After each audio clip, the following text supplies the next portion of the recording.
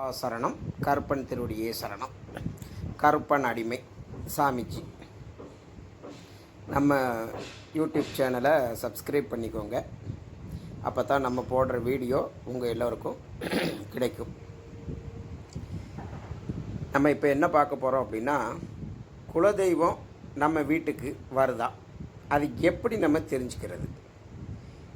நமக்கு எல்லாருக்கும் ஒரு சந்தேகம் இருக்கும். நம்ம சாமி கும்பிடுறோம், டெய்லி விளக்கு போடுறோம், பூஜை பண்ணுறோம், வெள்ளி செவ்வாய்க்கு விளக்கு போடுறோம், சாமி கும்பிடுறோம். ஆனால் தெய்வம் நம்ம வீட்டுக்கு வருதா அப்படிங்கிறது நமக்கு தெரியாது.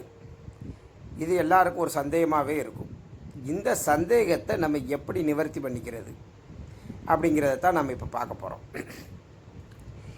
குலதெய்வம் நம்ம வீட்டுக்கு வர்றது அப்படின்னா, தன்னிச்சையாக வீட்டுக்கு வர்றது, நம்ம அழைக்காமையே வீட்டுக்கு வர்றது இரவு நடுநிசியில், அதாவது 2 மணிலேருந்து 4 மணி, 2 மணிலேருந்து 4 மணிக்கு காலையில் தொடங்கும் போது 2 மணியில் இருந்து 4 மணிக்குள்ளே நம்ம வீட்டுக்கு வரும்.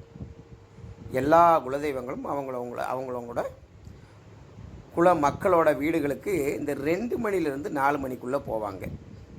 அதை நம்ம எப்படி தெரிஞ்சுக்கிறது? நம்ம நல்லா அசந்து தூங்கிக்கிட்டு இருப்போம்.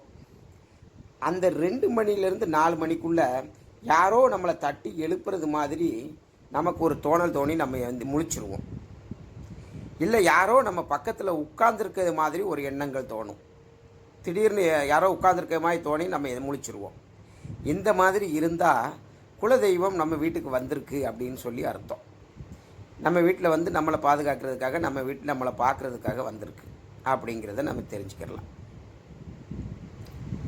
அதே போல் குலதெய்வத்தை இனி ஒரு முறையில் எப்படி தெரிஞ்சுக்கிறது அப்படின்னா, தென்னம்பாலை, அந்த தென்னம்பாலையை முழுசாக கட் பண்ணி கொண்டு வந்து ஒரு வளர்பிறை செவ்வாய்க்கிழமை ஒரு வாழை இலை இல்லை ஒரு பட்டு துணியில் கல்லுப்பை பரப்பி, இதை செய்கிறது நைட்டு செய்யணும். கல்லுப்பை பரப்பி அது மேலே இந்த தென்னம்பாலையை வச்சு, அந்த தென்னம்பாலைக்கு சந்தனம் குங்குமம் வச்சு விட்டு, நம்ம ஒரு நெய் அகல் விளக்கு ஏற்றி வச்சிட்டோம்னு வைங்க. ஏற்றி வச்சிடுறோம் அப்படின்னா, இந்த செவ்வாய்க்கிழமையிலேருந்து அடுத்த செவ்வாய்க்கிழமை வரை, என்றைக்கு வளர்பிறை செவ்வாய்க்கிழமை முதல் செவ்வாய்க்கிழமை தொடங்குறோமோ அதிலேருந்து அடுத்த வரும் செவ்வாய்க்கிழமை வரை இந்த இதை செய்யணும். அதுக்கு வந்து நம்ம இந்த தென்னம்பிள்ளையை டெய்லி மாற்ற வேண்டிய தேவையில்லை. அதே தென்னம்பிள்ளையை விளக்கு மட்டும் டெய்லி நம்ம அந்த சாயந்தர நேரத்தில் போட்டுக்கிட்டால் போதும். அந்த இரவு நேரத்தில் நம்ம நைட்டு தூங்குறதுக்கு முன்னாடி இந்த விளக்கு மட்டும் போட்டு வச்சிட்டோம்னா, தெய்வம் யார் வீட்டில் வச்சு இது பண்ணுறோமோ அவங்க வீட்டில் யார் மேலேயாட்டும் ஒருத்தர் மேலே இறங்கி, அருளாடுறவங்க யாராட்டும் இருந்தாங்கன்னா அவங்க மேலே இறங்கி, நான் வீட்டுக்கு வர்றேன் அப்படிங்கிற விவரத்தை தெரியப்படுத்தும். வீட்டுக்கு வரலைன்னா வீட்டுக்கு வரல அப்படிங்கிறதையும் தெரியப்படுத்தும். ஏன் வரலைங்கிறதுக்கான காரண காரியங்களையும் அருளாடுறவங்க மூலியமாக தெரியப்படுத்தும்.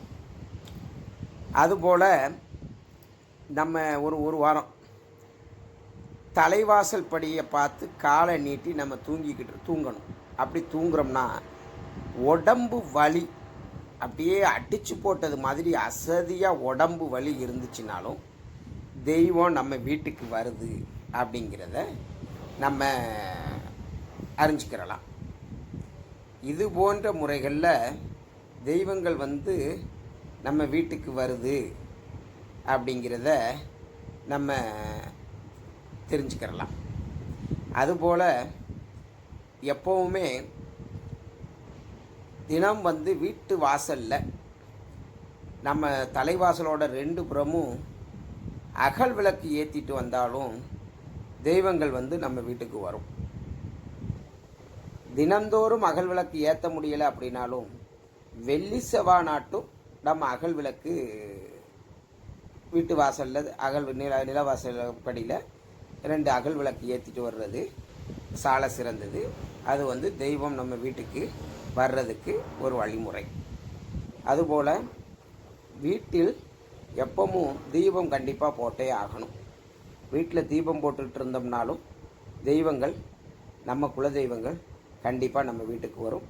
அதிலும் குலதெய்வத்துக்கு தேவையான அகல் விளக்கு நம்ம போட்டுட்டு வந்தோம்னாலும் குலதெய்வம் வரும்.